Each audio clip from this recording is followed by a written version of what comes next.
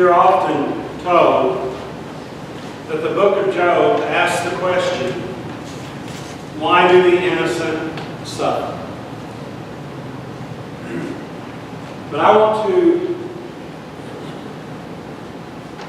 help you hear the story of Job in a different light. It is true that the book of Job does ask the question, why do the innocent suffer? But nowhere in the book is that question answered in the slightest. Job never gives an explanation or a reason of why the innocent suffer. And that question is secondary to the book of Job. I think the primary question for the book of Job is not why do the innocent suffer, but when the innocent suffer, how can they get through it? How can they survive? The book of Job, in my opinion, is a book, it's a survival book. How to survive when your life, when all hell breaks loose in your life. So we begin with chapter 1, and I have to explain a little bit about the word Satan. We read that and say, oh, this is the devil. Well, in the first chapter of Job, no, it isn't.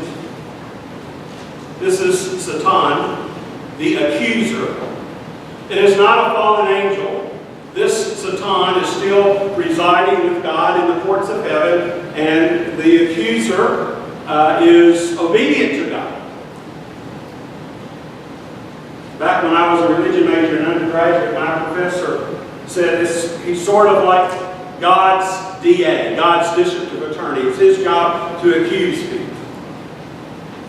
And that's not a great analogy, but I don't have a better. Now, he's not Satan, but in one sense, he's the devil's advocate. Because God says to the accuser, have you noticed my boy Job?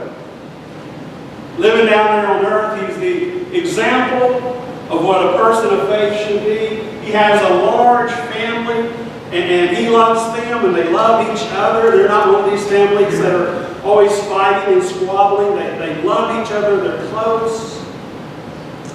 I mean, he's such a good man, he even treats his daughters well.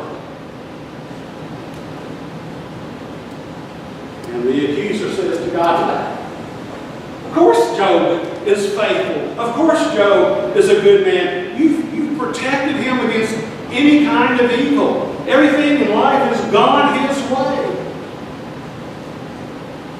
But if something bad happens to Job, he'll curse you to your face. So with God's permission, the accuser brings a series of calamities on Job. All of his children die in sudden attacks and sudden calamities. All of his wealth is gone. All of his livestock is taken away or killed. And yet, Job is still faithful to God. And God points that out to the accuser, and the accuser says, yeah, but you told me I couldn't harm Job himself. If he suffers physically, then he'll accuse you. Then he'll curse you. Okay, you can test him, only don't take his life. And so Job comes down with some kind of heinous disease where sores ooze and stink. And even his own wife doesn't want to come around. He smells of sins. Now, the patience of Job is proverbial. And a lot comes to that. We read, and to understand the message of Job, we really have to cover the whole book. Job 2, 9 and 10. Then his wife said to him, Do you still persist in your integrity? Curse God and die. But he said to her, you speak as any foolish woman would speak. Important question to Job. Shall we receive the good at the hand of God and not receive the bad? In all this, Job did not sin with his lips. At least not yet. But Job really just blows up the idea of the prosperity gospel that is still alive and well in the world today. And that's the idea that if you live a good life, God will bless you with wealth and health. And of course, you don't have to be Aristotle to use the logic, well, if you have poverty and illness, God must be punishing. Job blows that off. Shall we receive God's blessings and not also receive the hard and difficult and even evil things of life? So Job is patient. And then along comes Job's comforters. You may not be as familiar with that, but there's a definition of this in the dictionary. Job's comforter is a person who discourages or depresses while seemingly giving comfort and consolation. I saw this one time. A man was in the emergency room with a heart attack. His cousin came up and started telling the wife of all the people she knew who had died of a heart attack. So the comforters, they sound like medications you might hear advertised on TV. Eliphaz, Bildad, Zophar, and later on, they're joined by Eli. And to be kind, the book of Job is a little bit repetitious. You can skip about 80% of it and not miss anything. Because most of the book is a series of discussions, arguments, debates, call it what you will, between Job and these four Job's comforters. Now see, these folks buy into the prosperity gospel. They say to Job over and over again, it's so repetitious, but over and over again, they say to him, look, bud, it's obvious. You've sinned against God. Why else would all these terrible things happen to you? And over again, Job has to defend himself and says, no, I'm innocent. I've not done anything to deserve this. And of course, the more they push him, the more bitter Job becomes. Finally, in chapter 12, verse 2, I spent 40 years wanting to use this in some situation. There's been some situations where I could have, and I wasn't brave enough to. Well, they're telling him, you're a sinner, Job, just admit it. Quit covering up. Job finally says, no doubt you are the people, and wisdom will die with you.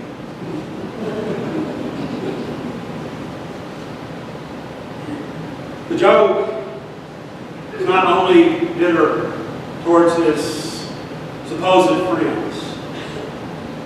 He goes on and he becomes bitter towards God. One of the best known verses from Job is 19:5, where Job cries out in anguish, I know my Redeemer lives. And usually this gets quoted as a great profession of faith by Job, that he says he knows that Christ, he knows that God lives. But read the context, folks, it's nothing like that.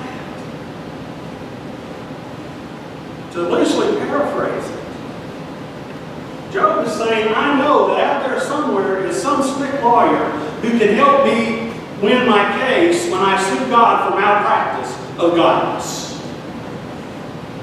It's not an expression of faith in God. It's an expression of his bitterness towards God. That he is innocent. That he has been a good man. in every sense of the word. The King James Version even says he was perfect. Other translations say blameless. And yet God has allowed all these things.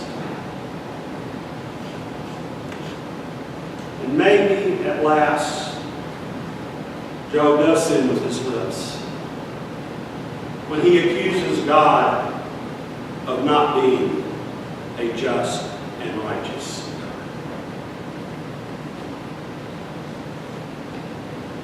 Then finally, God makes a dramatic entrance. And everything just turns 180 degrees. Because God appears to Job in the whirlwind. And then the Lord answered Job out, this is 38, 1 through 3. Then the Lord answered Job out of the whirlwind. Who is this that darkens counsel by words without knowledge? Gird up your loins like a man. I will question you, and you shall declare to me. God turns the tables on Job. He said, okay, you've been asking me questions. God, why has this happened? Where am I? Now I'm going to ask you questions. And he asked Job a series of about 60 questions that Job, that no human could answer. Were you there when I founded the earth? Were you there when I created the four winds and their storehouses? So he just kind of beats Job down by asking him all these questions. And so finally, you get to what is the base scripture for today's sermon, so to speak. It's 42, 1 through 6. And Job answered the Lord, I know that you can do all things, and that no purpose of yours can be thwarted. Who is this that hides counsel without knowledge? Therefore I have uttered what I did not understand, things too wonderful for me, which I did not know. Hear, and I will speak, I will question you, and you declare to me. I had heard of you by the hearing of the ear, but now my eyes see you. Therefore I despise myself and repent in dust and ashes.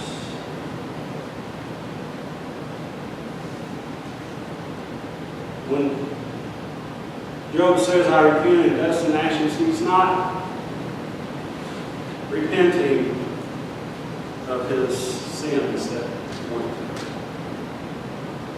But he repents of questioning God's love and God's justice. And he says, before all these terrible things happened to me, I knew of God by reputation. I have heard of God. But now through all this pain and sorrow and anguish, I've not just heard of God, I have met God face to face, eye to eye. I know God personally. Still doesn't have an answer about why he has suffered. He knows that through the suffering, through the world, he has met God face to face. He knows him.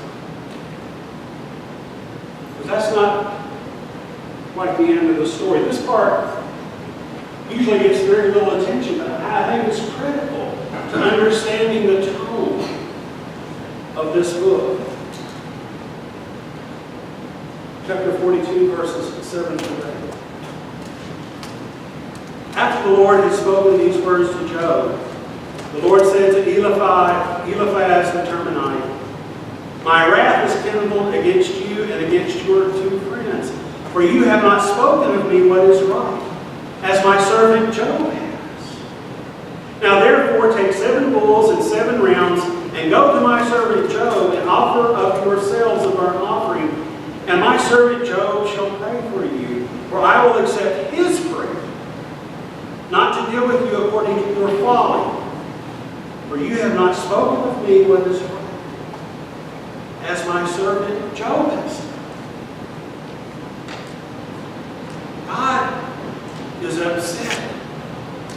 human folly. But not the folly of Job, who questioned and challenged, but the folly of the people with the pat little answers, who didn't struggle with doubt or uncertainty, who didn't have to really trust in God because they had the formula in there. And God doesn't accuse them of evil, but of folly. Make it less polite, it means to think that these pat little answers that explains the why of everything that God does. I think that's sufficient. Far more pleasing to God than pat little answers is Job's struggle. Job's seeking out, Job's questioning of God. When he does these things, God says, Job has spoken right of them. So God is not angry that Job said God's not fair. God is pleased that Job, like Jacob becoming Israel, that Job has wrestled with God and has refused to let go until he receives a blessing from God, even if it wounds him.